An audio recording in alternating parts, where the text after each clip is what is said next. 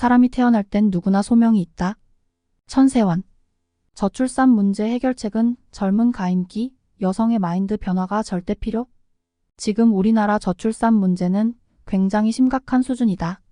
기성세대의 한 사람으로 명리학을 공부하고 20여 년 동안 상담한 사람으로서 미력 하나마 젊은 세대와 부모님들의 생각을 조금 바꿀 수 있는 기회를 가져보고자 한다.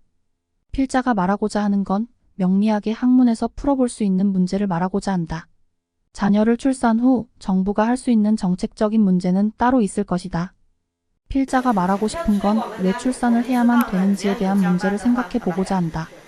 저출산 문제는 젊은 가임기 여성만이 해결할 수 있다.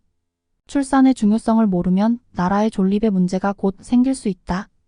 핵가족화의 가장 큰 문제이기도 하고 부모들의 생각 전환이 꼭 필요한 시점이 지금이지 않을까 생각한다. 젊은 일꾼이 없어지고 노인들만 있어 국가 존립의 문제가 심각한 프랑스를 보면서 우리나라의 미래도 프랑스처럼 될까? 고민에 빠져있는 사람이 비단 필자만 그런 건 아닐 것이다. 첫째, 가임기 여성의 자식을 둔 부모들의 생각 전환이 먼저인 이유. 필자의 나이는 53세다. 아들이 28세, 조만간 결혼을 앞두고 있는 엄마로서 아들과 많은 대화를 나눈다. 예를 들어 환경이 갖춰지지 않아서 못한다. 교육비가 많이 들어서 자녀를 못 가진다. 등등 다양한 이유로 출산 문제를 꺼린다. 길가에 풀 한 포기도 잘 자랄 수 있는 환경이 중요하다. 하물며 만물의 영장인 사람은 더할 나위 없이 환경의 지배를 받는다. 당연한 소리이다. 필자는 오늘날의 사회적 환경의 문제에 앞서 소명을 말하고자 한다. 사람이 태어날 땐 누구나 소명이 있다. 이유 없이 태어난 사람은 단 사람도 없다고 생각한다. 모든 사람은 태어난 그 순간부터 팔자라는 게 따라다닌다. 둘째, 여기서 왜 출산이 꼭 필요한지를 말해보고자 한다. 내가 잘 살기 위해서이다.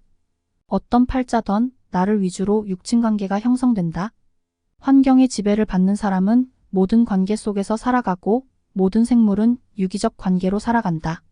시대가 아무리 바뀌어도 음양의 도는 절대 바뀌지 않는다. 하늘이 땅이 될 수 없고 남자가 여자가 될 순 없다. 이 말은 여성만이 아이를 가질 수 있는 은혜를 받고 태어난 몸이다. 신이 여성에게만 준 가장 큰 특권이다. 우리가 살면서 사주 명리학은 나와 내 주변 육친을 공부하는 학문이다. 여기서 부모와 자녀 간의 운명적인 카테고리를 알아볼 수 있다.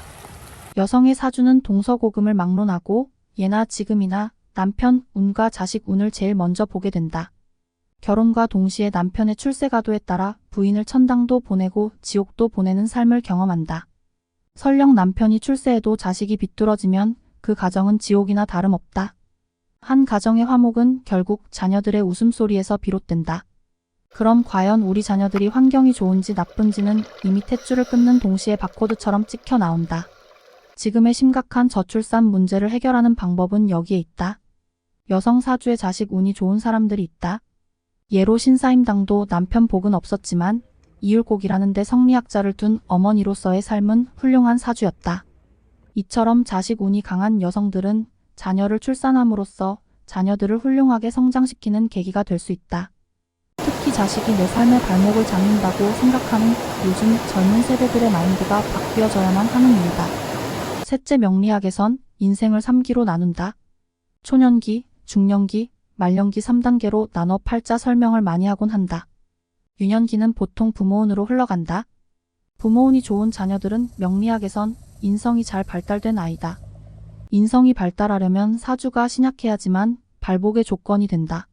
하지만 신약한 사주는 초년기를 넘어가면서 혼자 독립해야 하는 중년기에 접어들면 힘든 운으로 접어들게 돼 있다. 부모의 도움을 평생 바라보고 사는 자녀들이다.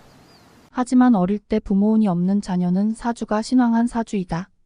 이런 자식은 부모운은 없지만 본인이 활동하는 중년기에 접어들면 굉장한 힘과 운이 따른다.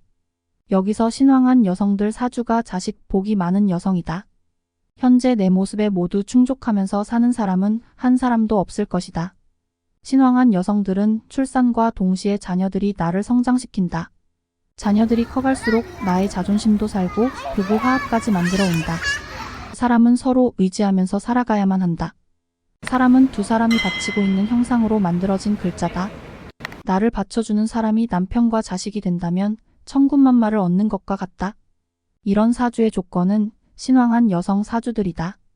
과식하고 배부른 상태에 화장실에서 배출하고 나면 몸이 편안해지는 원리이다. 사주적으로 신강한 사주는 설기가 제일 원칙이다. 설기가 곧 출산이다라고 보면 된다. 즉 설기가 강한 여성들은 자식을 출산하면서 엄마도 좋고 자녀도 좋다. 이런 자녀들은 출산과 동시에 엄마를 편하게 해주는 자식인 셈이다.